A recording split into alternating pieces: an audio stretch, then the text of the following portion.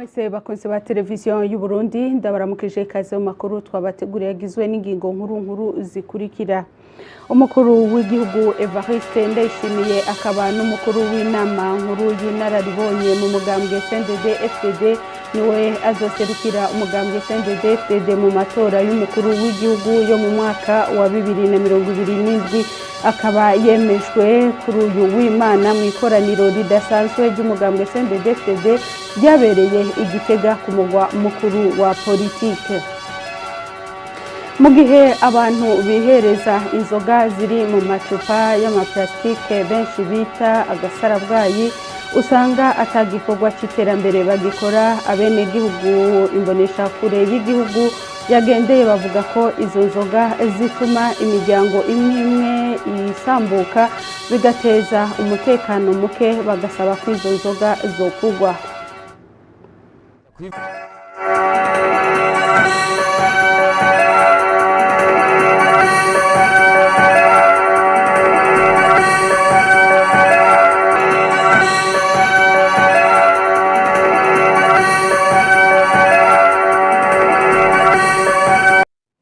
Kumwe na Kudra Shabani Nzeyimana asigura mu rurimi rw'ibimenyetso inkuru imwe yose ukwayo. Nkuko nayimesheje ko yamenyesha mu ncamake umukuru w'igihugu Evariste Ndayishimiye akaba n'umukuru w'inama nkuru y'inararibonye mu mugambwe CNDD-FDD niwe azoserukira umugambwe CNDD-FDD mu matora y'umukuru w'igihugu yo mu mwaka wa 2027 akaba yemejwe kuri uyu w'Imana mu ikoraniro ridasanzwe ry'umugambwe CNDD-FDD ryabereye igitega ku mugwa mukuru wa politike. Idonido na Patrick Giramahoro. Umukuru w'igihugu Evariste Ndayishimiye akaba n'umukuru w'inama nkuru y'inararibonye mu mugambwe CNDD-FDD niwe yasubiye kwizegwa n'ikoraniro kaminuza ridasanzwe ry'umugambwe CNDD-FDD ryabaye kuri uyu w'Imana ngo azoserukira umugambwe CNDD-FDD mu itora ry'umukuru w'igihugu ritegekanijwe mu mwaka wa 2027. Umunyamabanga mukuru w'umugambwe CNDD-FDD Reverien Ndikuriyo akaba yarashikirije bimwe mu vyatumye umugambwe CNDD-FDD usubira kumwizera. Twisunze ubwira ishaka n'ingoga biranga nyene cyubahiro General Ndayishimiye mu kuba umusuku w'abene gihugu twihweje ingene nyene cyubahiro General Ndayishimiye yitanga ijoro n'umutaga mu kwerekana akarero keza mu guteza imbere igihugu biciye mu bisata c'uburimyi n'ubworozi eka mbere no mu bindi bisata twihweje kandi ubutwari n'ubuhizi yerekanye igihe cyose mu kwitwararika umutekano w'igihugu n'abene gihugu akongera kwitwararika umutekano w'akarere duhurikiyemwo na cane Republika Iharanira Demokarasi ya Kongo twisunze ubushobozi umwete n'ubuhinga byamuranze igihe yararongoye umuryango w'ubumwe bwa Afrika y'Ubuseruko n'umuryango wa Komesa twisunze iteka aherutse gutegwa ngo arongore umuryango w'ubumwe bwa Afrika twihweje iteka n'icizere igihugu cacu giherutse kuronka kikaba kirongoye umuryango w'ibihugu bihurikiye muri Afrika yo hagati CEEAC. Ivyo twabikesha ubutwari bwa nyene cyubahiro General Ndayishimiye mu ntumbero yo gukomeza umurindi turiko mu iterambere na cane gushira mu ngiro imbona kazoza y'u Burundi bwifashe Burundi buteye imbere mu ntumbero kandi yo kudasamaza abene gihugu gukomeza inzego z'igihugu no kubahiriza amategeko y'igihugu na cane bizo shingiro ya Republika y'u Burundi ritomora ibiringo umukuru w'igihugu amara. Umugambwe CNDD-FDD urashikirije nyene cyubahiro General Major Evariste Ndayishimiye ngo abo umukandida azoserukira mu itora ry'umukuru w'igihugu ritegekanijwe mu mwaka w'2027. Umukuru w'igihugu Evariste Ndayishimiye akaba yaciye arahira imbere y'abagumyabanga aho yiyemeje kutazohemukira umugambwe CNDD-FDD n'igihugu. Ndarahiye imbere y'Imana mushobora vyose n'imbere y'abagumyabanga baserukiye abandi mu ikoraniro kaminuza ridasanzwe ko ntazokwigera mpemukira abanyagihugu kandi ko nzokora ibiteza imbere umugambwe n'igihugu. Vyongeye niyemeje kubaha no kubahiriza amategeko ngenderwako yose y'umugambwe no kugendera akarangamutima k'umugambwe. Umukuru w'igihugu Evariste Ndayishimiye yamenyesheje ko kubona abagumyabanga basubiriye kumwizera ngo azobaserukire mu itora ry'umukuru w'igihugu ryimirije ngo ni ikimenyetso cy'uko bashimishijwe n'ingene yaranguye ibikorwa bamutumye. Avuga ko umwitwarariko wiwe ari uko umurundi wese abingabo ku rugamba rwo kurwanya ubukene. None umudereva mu ngize azoguma yitwararika iki? Ubwa mbere murabizi mwese ni umutekano, ubutungane no guhagararira amategeko kugira umurundi wese canke umunyamahanga aba mu Burundi akora umutima uri munda. Ndakeneye yuko nobona umurundi wese abingabo mu rugamba rwo gutsimbataza amahoro no kurwanya ubukene. Dukore cyane ijoro n'umutaga ariko kandi tugavye. Dutegerezwa kubona ko ku mbibe zose z'u Burundi atagihengeri na kimwe kihari kandi turi kumwe twese birashoboka. Umwitwarariko wa kabiri ni ukubona umurundi wese atunze kandi atunganiwe mu vyiwe no mu biwe. Tuzokwitwararika ko iterambere rikomoka ku mwenegihugu rikongera rikamusubirako. Kubera ivyo intwari ibereye nigiye kutubera inkoni twishimikiza. Ngiye kuba umukomanda w'abakomanda. Abo tugiye gufatanya ico gikorwa mu vyumve kare mutegerezwa namwe kumera nkanje, namwe mu babakomanda. Umukuru w'igihugu Evariste Ndayishimiye akaba avuga ko abari barindiriye umuhini mushasha bohumura ko atamabavu bakigize, nayo abari bafise amero basubiza amero mwisaho kuko ngo ivy'umugambwe CNDD-FDD birapanze. Abatumire batandukanye bari bavuye mu bihugu barungitswe n'imigambwe baserukiye, eka n'abasangwa bakaba bararonse akaryo ko kumukeza. Tubamenyeshe ko imbere yuko iryo koraniro ridasanzwe riba habanje kwerekanwa ireresi yerekana ivyaranguwe mu myaka 6 iheze Evariste Ndayishimiye yaramutswe igihugu cy'u Burundi. Iyo reresi ikaba yerekana ko mu myaka 6 Evariste Ndayishimiye ari ku butegetsi ibisata byose bigize igihugu vyateye imbere. Arakoze Pascazi Hatungimana. Inyuma y'ikoraniro kaminuza ridasanzwe ry'umugambwe CNDD-FDD mu mabarabara agize igisagara ca Gitega uhereye ahabereye iryo koraniro, abene gihugu barasanganiye umukuru w'igihugu Evariste Ndayishimiye bagaragaza umunezero udasanzwe ku nkuru nziza, bongera bamukeza kubona umugambwe CNDD-FDD wamwizeye kuwuserukira mu itora y'umukuru w'igihugu 2027. Uwo munezero rero bawerekanye gushika ku kirimba c'umukuru w'igihugu Igitega. Uko vyagenze na Patrick Giramahoro.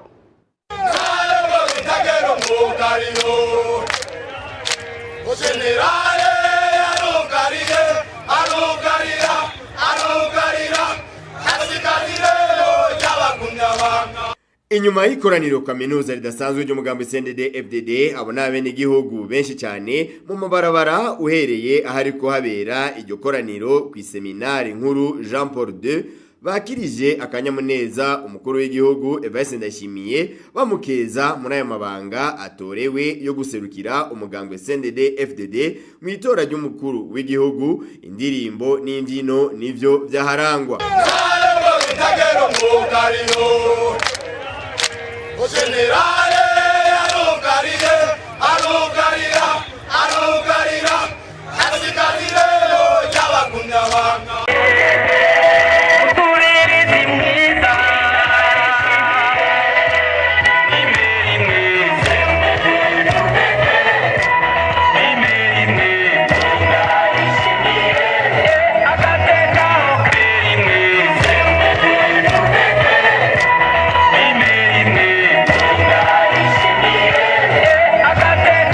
Imana ni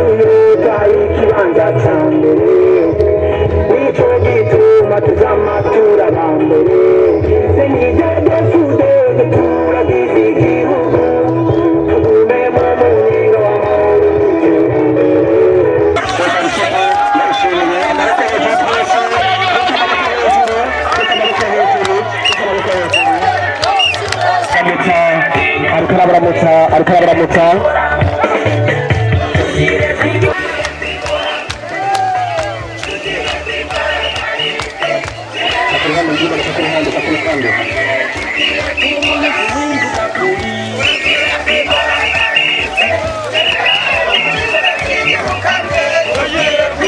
ageze hagati mu gisagara ca Gitega abenegihugu benshi cyane naho nyene bamwakirije akanyamuneza baje kumusanganira.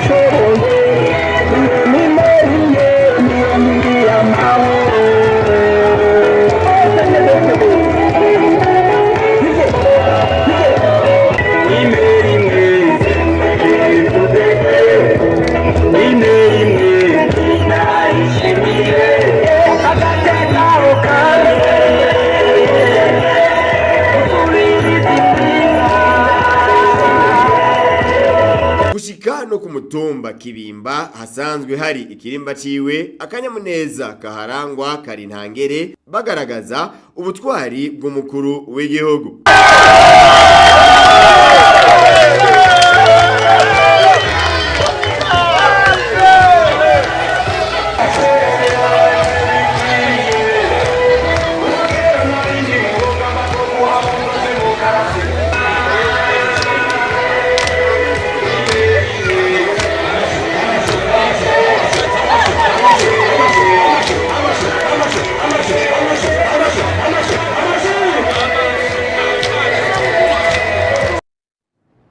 Akoze Patrick Egira Mahoro. Turabandanya n'amakuru twabateguriye. Ishiramwe mpuzamakungu Gavi rikurikiranira hafi ibijanye n'icanco rirashima intambwe Uburundi bugeze ko mu bijanye n'icanco. Joseph Manirafasha arongoye igisata cyo kumenyesha amakuru mu biro by'umushikiranganje wa mbere yabishikirije inyuma y'umubonano umushikiranganje wa mbere Nestor Ntawuntuye yahaye intumwa zishira hamwe Gavi gitaho incanco zari zirongowe na Marthe Sylvie Esegui Eluma. Kurikire Joseph Manirafasha arongoye igisata cyo kumenyesha amakuru mu biro by'umushikiranganje wa mbere. Nyakubahwa umushikiranganje wa mbere ahejeje kwakira intumwa zishira hamwe Gavi, ishira hamwe risanzwe rikora cyane mu bijanye n'incanco. Rero izo ntumwa zisanzwe ziri mu rugendo mu gihugu cyacu cy'u Burundi, urugendo ziriko zirarabiramwo uko koko ibikorwa by'iryo shira hamwe Gavi biriko birakogwa. Rero baranashima ukuntu leta y'u Burundi isanzwe ikorana n'iryo shira hamwe Gavi, baranashima uruhara mutambukanyi w'umukuru w'igihugu agira ruboneka mu bijanye n'amagara y'abantu cyane cyane mu bijanye n'incanco kuko iryo shirahamwe Gavi rifise ibikorwa byaryo cyane cyane mu bijanye n'incanco. Bavuze kandi cyane cyane ko bifuza yuko intambwe zigezweko uno munsi mu gihugu cyacu cy'u Burundi mu bijanye n'incanco zikingira amagara y'abantu cyane cyane amagara y'abana, intambwe zigezweko zitosubira inyuma ahubwo zoba intambwe zifatirwa ko kugira ibintu bitere bije imbere gusumba. Rero bahuye nuko umushikiranganje wa mbere wa leta y'u Burundi nawe arishima cyane ukuntu iryo shirahamwe Gavi rikora muri ico gisata c'incanco. Hanyuma nibutsa yuko leta y'u Burundi irashira utwigoro tudasanzwe uburyo abakozi muri iki gisata c'amagara y'abantu kugira koko amagara y'abantu amere neza na kare mu mbona kazoza turimwo Uburundi bwifashe mu bihumbi 2040 Uburundi uteye imbere mu 2060 yumvishishije yuko ifatiro nyamukuru ari amagara y'abantu. Amagara rero bica cyane cyane mu gukingira abana kugira bakure bafise amagara meza.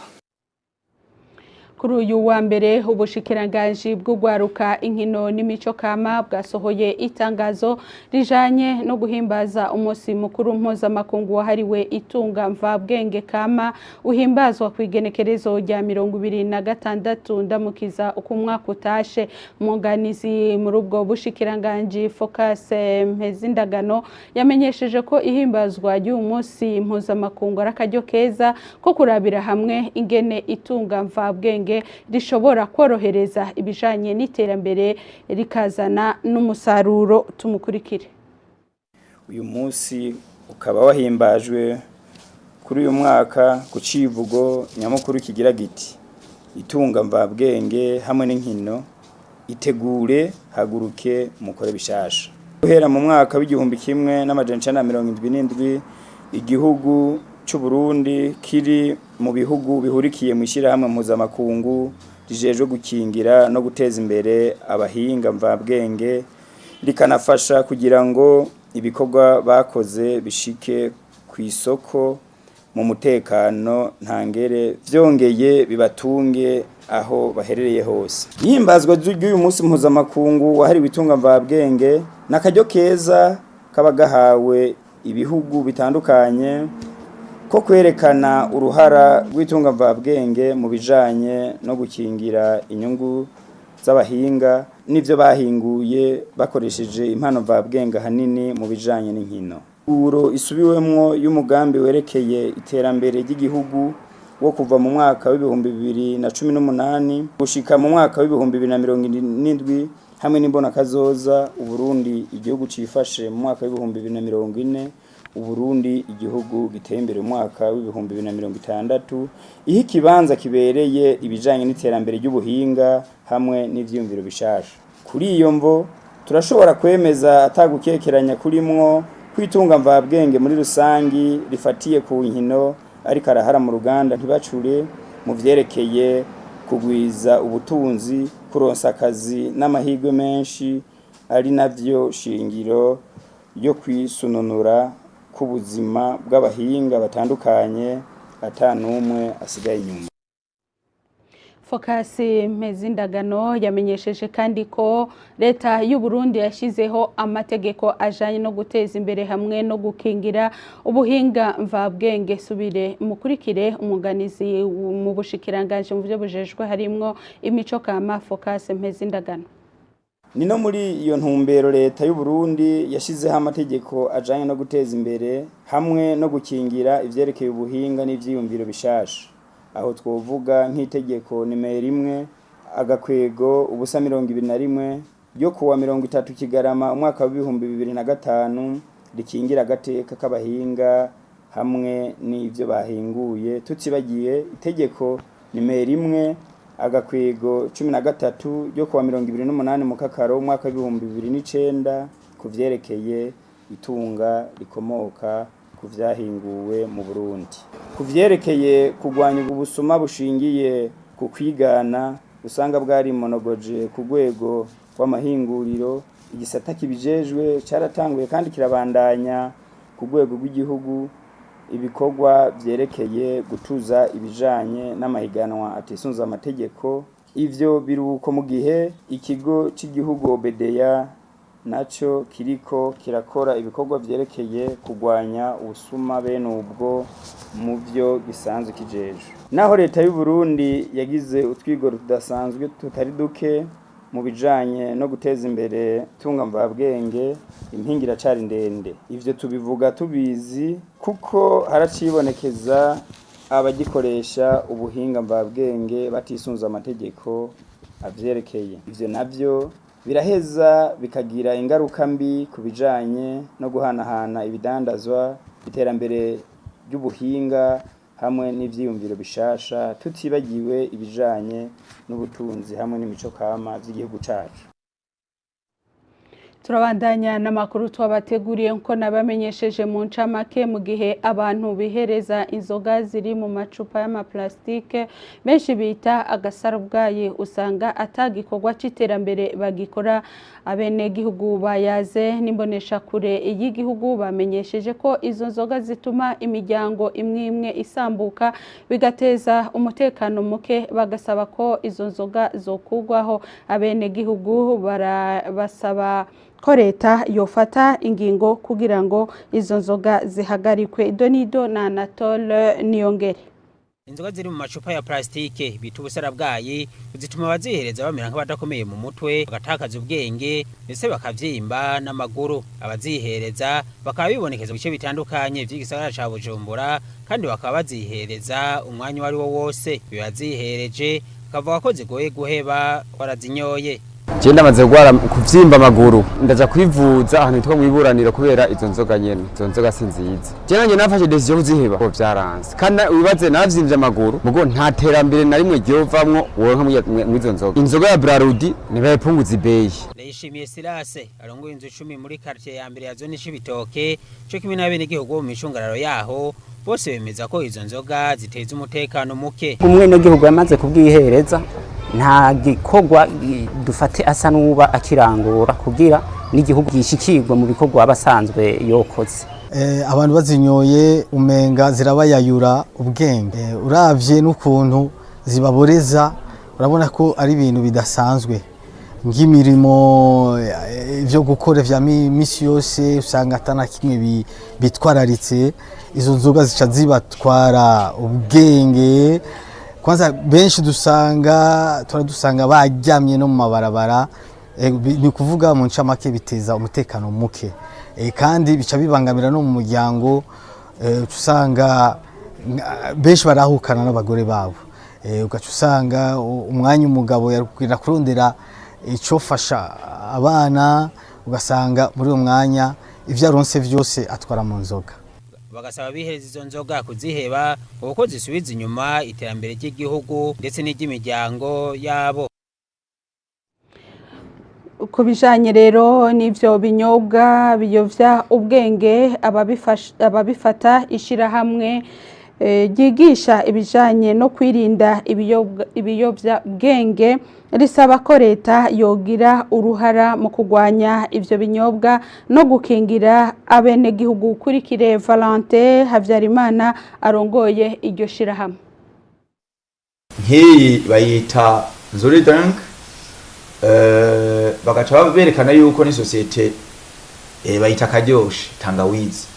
Ubwo umuntu ashaka guca yibaza, aha tubona ko volume ya 15%, ariko uravye ingene abayihereza bahinduka mu mwanya mutoyi, birashobora no kuba birenga, ari naco gituma dusaba yuko BBN narabonye mu kiganiro bakagutanga bavuga yuko ni yari imivinyu nk'iyindi, ariko umuntu agashobora guca yibaza kubera iki none iyi mivinyu iriko igugwa amafaranga make kandi gaca inyobwa ku rugero runini. Ntibabona neza yuko nubwo yoba ari imivinyu ishobora konona ubuzima bw'abantu bivanye nuko bayihereza ku murindi munini cyane. Henshi bagenda bavuga ngo ni 15%, ariko bishobora kuba birenga kuko abavyihereza urabona ko abantu badafise control. Urabona ko imyifato bagira ari imyifato mibi. ahantu hadanazwa zino nzoga hama intambara hama amatati bigaragara neza yuko birabarengera bariko baravyihereza. Haro ikindi kintu maze kubona kike ubu baramaze kuyishira mu icupa rinini, ariko hari n'abazidandaza ku mabotike ubu bazitanga ku mahera makeyi 500 igihumbi. Muca mwumva neza ntaho twavuye ntaho twagiye, twagumye muri vya bindi nyene. Tugasaba rero abo mu bushikanganje bw'amagara y'abantu yuko bodukorera amatohoza kugira ngo abantu ntibagume bihereza bino bintu kuko utamenya, kuko tuzosanga igitigiri c'abihereza ibi bintu kiba kirekire kandi amagara yabo akabandanya kumererwa nabi. Tukivuga ku bijanye n'izo nzoga zambiye ku rugero rwo hejuru mu ntumbero gukingira amagara y'abantu, ukuduza ibiciro vy'inzoga zambiye nka Hozagara, Kike, Niko, Savana, Susuruka n'izindi zihingurirwa hano mu Burundi zirimwo umwambiro mwinshi, ibiciro vyazo bikaja ku rugero rw'izindi nzoga zambiye ku rugero runini ziva hanze y'igihugu. Ni kimwe mu byofasha kugira ngo babungabunge amagara y'abenegihugu. Vyashikirijwe ku munsi wa gatatu na Samuel Ndayiragije arongoye ikigo c'igihugu kijejwe kugenzura ubuziranenge BBN mu kiganiro n'abamenyesha makuru. Tumukurikire. Inzoga zo ngahi wacu izishashe turiko turavuga nico gituma muhora bazihurumbira abato kuko zitaba zimba. Kenshi bazinywa biri ubusa canke yariye ikimanyu c'umumbati, ikimanyu c'ikigori, nukuduza ibiciro vy'izo nzoga. Mwiboneye yuko vyose bihagaze cane ku giciro gitoya cane. Inzoga zitegerezwa kuzimba, zinyobwe n'ababishoboye canke banywe nke, kuko ndabona ntigezo kwegera ibiciro nababwiye by'inzoga zo mu karere. Nukuri nibaza ko hari abonye agacupa kamwe bagaca bataha, nani imaze kuba 2003 biboneka kwiyongera gute. Muravyumva kuduza ibiciro by'izo nzoga, ivyo navyo si BBN murabizi ko ntavyo ibiciro turi muri rwa rukurikirane rw'amakuru y'inkino yaranze indwi iheze. Tubabwira urugendo rw'ikarashishi rwatunganijwe n'umutambukanyi w'umukuru w'igihugu ku munsi wa gatanu no ku munsi wa gatandatu Igitega ku mugwa mukuru wa politike, hamwe n'urukino rwa basketball ku munsi w'Imana i Bujumbura wahuje umugwi w'Urunani hamwe n'umugwi wa Dinamo. N'inkuru ya Jerome Thyssen Gota. Amakuru y'inkino yaranze inditwe yahere mu rugendo rwo kwinonora imitsi rwari rwatunganije n'umutambukanyi w'umukuru w'igihugu Angeline Ndayishimiye mu gisagara ca Gitega umugwa mukuru wa politike, mu ntumbero yo gukundisha abarundi ikarashishi maze babone kugira amagara meza, inguvu zabo ziterere mu iterambere ry'igihugu. Umutambukanyi w'umukuru w'igihugu Angeline Ndayishimiye akaba yafatanije urugendo n'abanonotsi muri iyo karashishi, bakaba bayihereye kandi ku kibanza citiriwe Ingoma bamanuka muri quartier Nyamugari bajabukira muri quartier Karera. Ubwo rugendo rero rukaba rwarangiye aho rwatanguriye. Umutambukanyi w'umukuru w'igihugu akaba yaragize kandi urugendo rw'ikarashishi muri quartier Karera ya kabiri, muri Ntobwe babandanya muri quartier Nyabisindu bongera bajabukira kandi munsi y'isoko nkuru ya Gitega. Mu higanwa rya basketball naho umugwi w'Urunani hamwe n'uwa Dinamo bakinye urukino rw'indwi igira 11 y'igice ca nyuma bita phase are, rwari rurindiranywe igishika cinshi. Mu gace ka mbere k'urwo rukino umugwi w'Urunani ukaba wari imbere, mu gace ka kabiri naho umugwi wa Dinamo ukaba wagerageje kugombora amanota menshi, ariko umugwi w'Urunani ukaba wagumye uri imbere. Urwo rukino rero rukaba rwarangiye ku ntsinzi y'Urunani ku manota 67-61 ya Dinamo. Jodasin Rukundo icegera c'urongoye ishirahamwe rya basketball mu Burundi FEBABU, habaye kugabanya abakinyi b'abanyamahanga kugira bateze imbere impano zo gwaruka rw'u Burundi. mu gusozera ano makuru mu makuru avugwa mu bindi bihugu umwami w'ubwongereza Charles wa gatatu n'umwamikazi Camilla kuva kuri uyu wa mbere bari mu rugendo ruzomara imisi 3 muri leta zunze ubumwe za Amerika. Ubwo rugendo rukaba rufise intumbero yo kugerageza kunagura imigenderanire hagati y'ubwongereza na Amerika imaze igihe yaratosekaye biturutse cyane ku kudahuza hagati ya Donald Trump n'umushikiranganje wa mbere w'ubwongereza. Idonido na Fidelite Bukeneza bimenyereza kuri televiziyo y'igihugu. Amabendera y'ubwongereza na Amerika niyo yari kahungabani Washington ku mugwa mukuru wa leta zunze ubumwe za Amerika. Uwo mugwa mukuru kaburi ko witegurira kwakira umwami w'ubwongereza Charles wa gatatu n'umwamikazi Camilla kuva kuri uwa mbere. Naho habaye urwamo rw'amasasu mu birori vyateguye mu mpera z'indwi heze. Ubwo rugendo rw'imisi 4 muri Amerika ruzobandanya. Ubwo rugendo rukaba rwateguye mu ntumbero yo kwibuka imyaka 250 heze Amerika ironse ntayo yo kwikukira. Mu bikorwa bitegekanijwe harimo kwibuka ibihe bikomeye i Washington ni New York. Umwami w'ubwongereza azogendera icibutso c'abahitanywe n'ibitero vyo kuwa 11 Nyakanga hanyuma ashikirize ijambo imbere y'inama nkenguza amateka ya Amerika ku munsi wa kabiri. Ivyo rero ni ibintu bidakunze gukorwa n'abami b'ubwongereza. Nyina wiwe Elizabeth wa kabiri niwe wenyene yabikoze mu 1991. Ubwo rugendo rugamije gukomeza imigenderanire hagati ya Amerika n'ubwongereza. Umwamikazi Elizabeth wa kabiri yama yitwararika cyane mu gihe c'ingoma yiwe. Nkuko yabivuze, intwaro z'ibihugu zirashobora guhinduka ariko ibiganiro hagati y'ibihugu bibiri biguma bibandanya. Ariko rero hari ibihe imigenderanire yagira ahura n'ingorane cyane cyane kuva intambara yo muri Iraq itanguye. Umukuru w'igihugu ca Amerika Donald Trump yaraneguye umushikiranganje wa mbere w'ubwongereza kubera ko yanse kwinjira muri iyo ntambara. Naho hari ivyo kudahuza, Donald Trump yavuze ko anezerewe gusubira guhura na Charles wa gatatu, amwita umugenzi amaze igihe kinini azi kandi amushima ku kuntu aserukira igihugu ciwe. Amakuru twariko turabashikiriza ni naho tuyasozere. Murakoze mwese mwayakurikiranye, mubandaye muhimbagwa n'ibiganiro vya televiziyo y'igihugu.